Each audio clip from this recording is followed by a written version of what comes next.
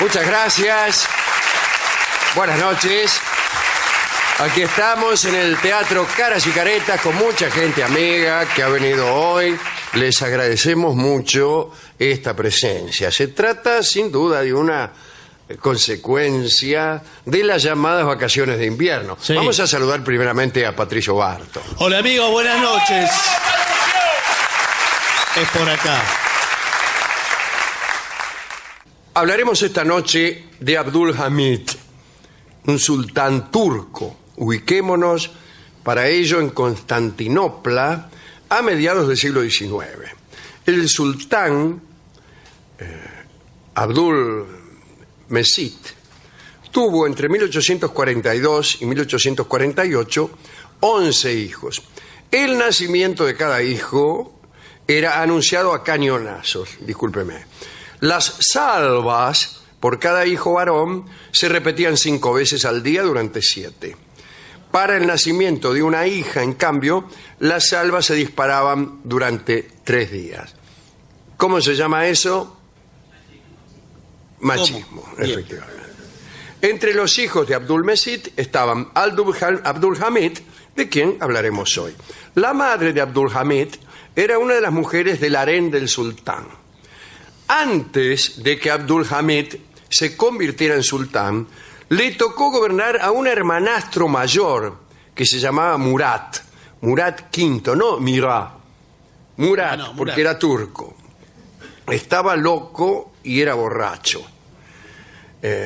Mientras tanto, Abdul, que era el hermano, vivía en la cafe, la jaula. Allí en una sala del Palacio Topkapi se confinaba a los hermanos menores de los sultanes reinantes. Vivían totalmente aislados del mundo y los únicos compañeros de los príncipes cautivos eran los eunucos y algunas mujeres. Si el sultán no conseguía descendencia, entonces le tocaba el trono a alguno de estos hermanos, a los cuales el encierro solía perturbar gravemente. En realidad los encerraban para que no conspiraran, porque tenían miedo todos los sultanes de que los hermanos... ¿Vio cómo se llaman los hermanos en la actualidad? Mal. Mal. Bueno, Como siempre. calcule si los hermanos de la actualidad además apetecieran un trono. Pienso en algunos hermanos. Sí. Digo, si el hermano mayor tuviera el trono de algo, no hubiera durado. Bien, no importa. A Abdul Hamid le tocó reinar porque, como se ha dicho, Murat estaba loco y por eso se lo desplazó. ¿Cómo estaba loco? Bueno, Murat se aterrorizaba de los clérigos ortodoxos griegos. Bueno, yo también. Sí. Pero no, parece que el tipo con solo verlos salía corriendo a los gritos y se encerraba en su habitación. Adoraba a los payasos. Le provocaban tanta risa que, disculpen ustedes, se orinaba delante de todos. Escupía también a cada momento porque creía que tenía la saliva envenenada. Entonces tan loco no estaba. Sí. Como varios jugadores de fútbol. Sí, que claro. Creen que están envenenados. Por eso escupen de continuo. Intentaron curarlo con encantamientos, hechizos y otros elementos de la medicina actual. Y lo dejaron peor. El Consejo Imperial Otomano quiso que lo atendiera el doctor Leidesdorf, un alienista vienés.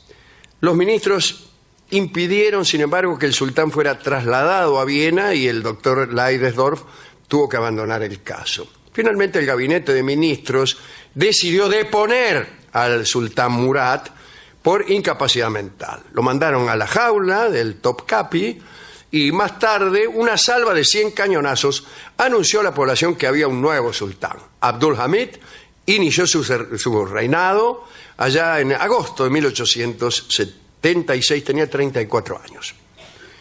Después de llegar al sultanato, muy poco después, Abdul temió una venganza de su hermanastro de puesto. Dice, el loco se va a vengar.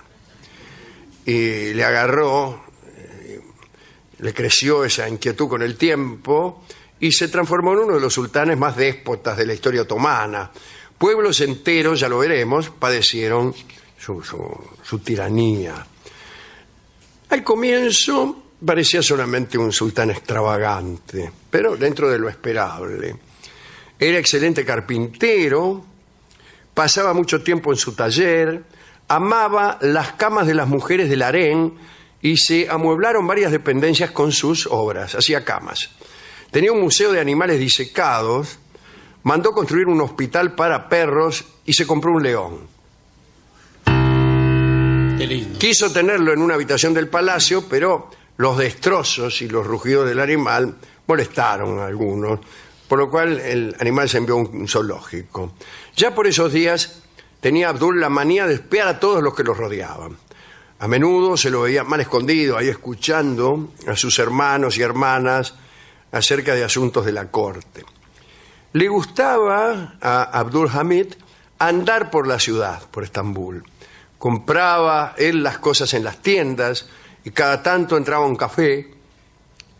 Y aunque tenía un harén a su disposición, se enamoró de una vendedora belga que tenía una tienda de ropa en la calle de Pera. Se llamaba Flora Cordier y era hermosa.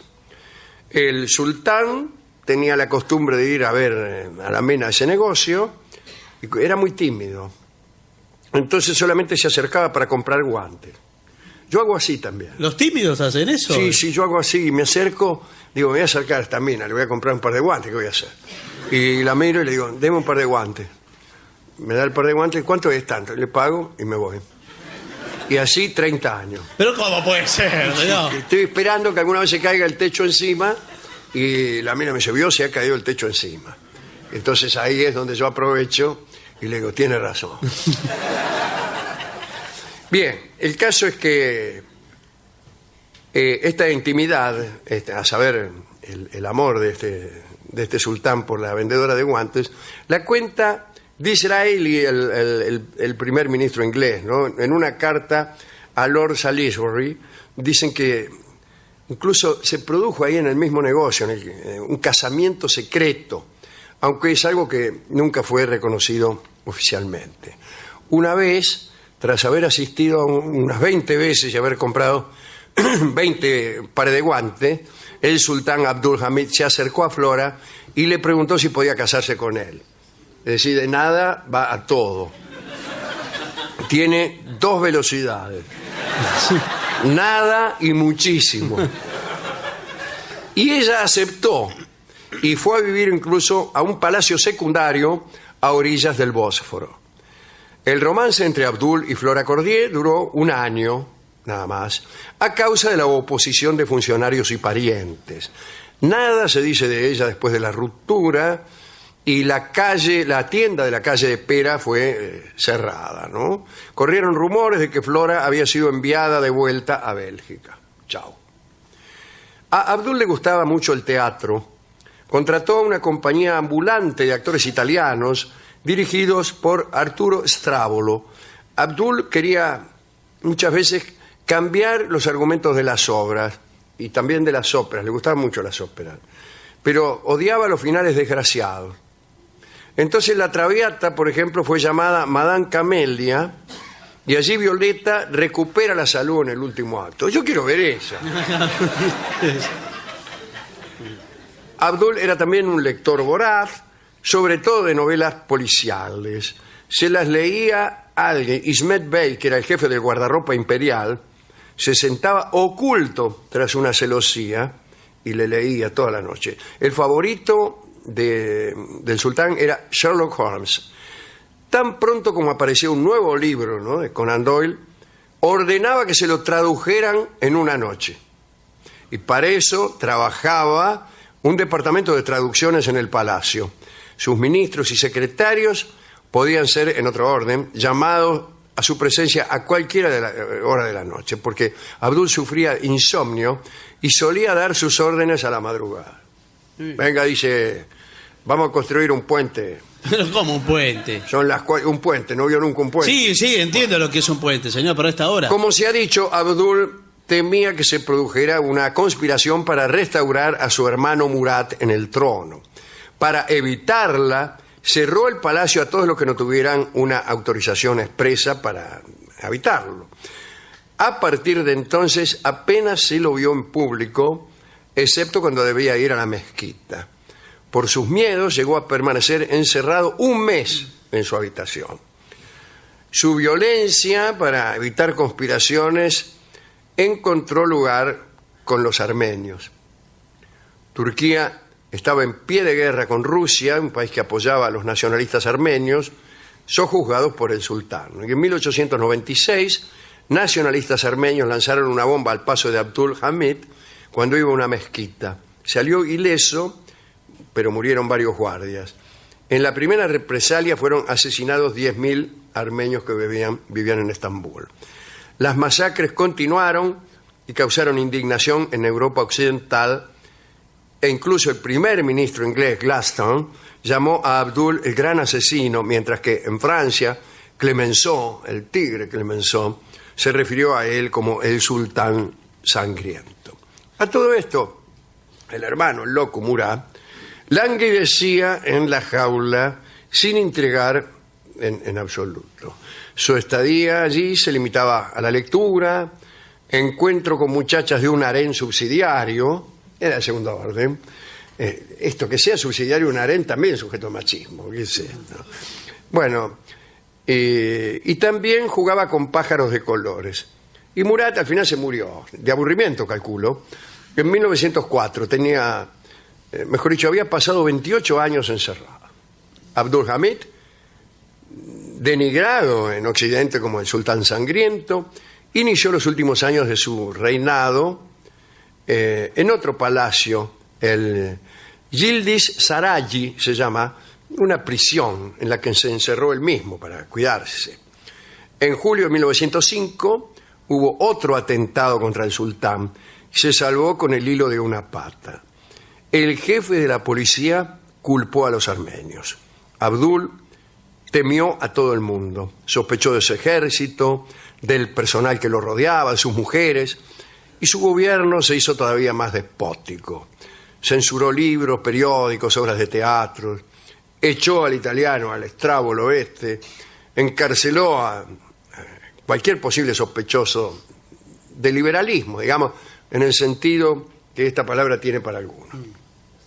Un grupo llamado los Jóvenes Turcos, que eran republicanos, se opuso a la tiranía. Y con ellos empezó la decadencia y luego la caída del imperio. Los Jóvenes Turcos llamaron al derrocamiento de Abdul en pro de la democracia, aunque fuera necesario el uso de la violencia.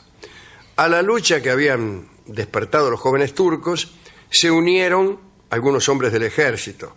Mahmud Pasha fue uno de ellos, entró con sus tropas a Estambul. Los guardias del palacio Yildiz desertaron y Abdul quedó indefenso. Las mujeres del harén entraron en pánico. ¡Ay, qué sé yo! Centenares de damas desamparadas temieron los ultrajes de los soldados. Algunas se suicidaron, otras tuvieron ataques de histeria. La mayoría gritaba hasta que el lugar dio la impresión de ser un infierno. Es una descripción machista también. El sultán Abdul Hamid se entregó. Una improvisada asamblea lo declaró indigno de reinar. Bueno, lo había hecho 32 años. Pidió vivir en un palacio alejado de la ciudad. Se le negó esa posibilidad. Digo, ¿qué te cree que sos?, le dijeron. Y lo exiliaron a Tesalónica. Fue en tren junto a 4 de sus hijos, 3 esposas, 4 concubinas, 4 eunucos por si acaso, algunos gatos y un perro San Bernardo. Las damas que quedaron en el harén fueron desalojadas del palacio. Una de las procesiones más tristes de las numerosas retiradas de grandes caídas era la compuesta por esas damas. Las infortunadas eran de todas las edades y eran tantas que hicieron falta 31 carruajes para sacarlas de Yildiz. El nuevo gobierno entró en contacto con las poblaciones de donde provenían la mayoría de las mujeres del harén, notificándoles que pasaran a buscar a sus parientes. Algunas de las mujeres no fueron reclamadas, por lo cual el gobierno anunció que serían mantenidas por el Estado hasta que fuesen pedidas en matrimonio. Esto se llama un Estado inclusivo. Más tarde una comisión fue al deshabitado palacio de Abdul para realizar el inventario de las propiedades del sultán. Y se produjo un extraño incidente. Cuando los funcionarios hacían el trabajo, se sorprendieron al escuchar enronquecidas voces procedentes de una habitación. La sorpresa se convirtió en alarma cuando entendieron las palabras. ¡Larga vida al sultán! Gritaban las voces ahí. Y una guardia entró violentamente a la habitación de los seguidores de Abdul, y el grito no procedía de reaccionarios, sino de cientos de hambrientos loros enjaulados a los que el sultán les había enseñado aquella frase. Larga vida al sultán, como quien le enseña al loro la marcha peronista. Nominalmente ocupó el sultanato un hermanastro menor de Abdul. De todos modos, el control del gobierno lo tenía la Unión de Jóvenes Turcos, que en 1914 embarcaron al imperio en la Primera Guerra como aliada de Alemania. Esa fue una decisión fatal para el Imperio Otomano. ¿Se recuerdan las palabras de Gladstone? Decía, el Imperio Otomano acaba de cometer suicidio.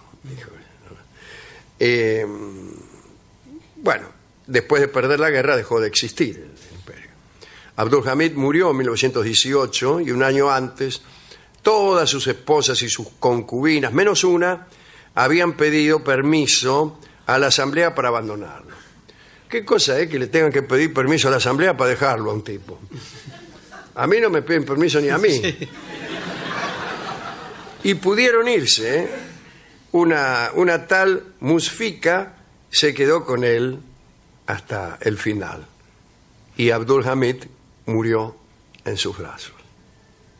Es una linda historia. Una linda historia porque está bien construida. Los sucesos de la historia son todos desgraciados, como ocurre con las buenas novelas. Hemos ido a la discoteca. Inmediatamente saltó de la mano del discotecario la balada para un loco, en la estupenda versión de nuestro querido amigo José Ángel Trelles. Vamos a escucharlo.